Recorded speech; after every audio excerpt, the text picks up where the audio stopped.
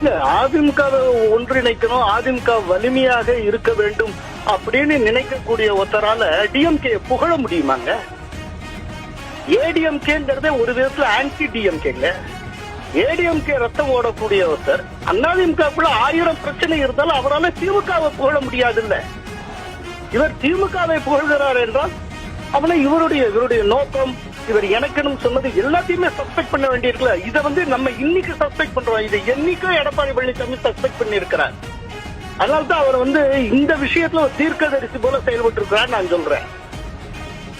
அதே போலதான் இப்ப பாருங்க, பிரேமலதா இஷ்யூ எடுத்துக்கோங்க. ஆரம்பத்துல அவர் ராஜ்யசபா சீட்டு தராம இருந்தார் எடப்பாடி பழனிசாமி.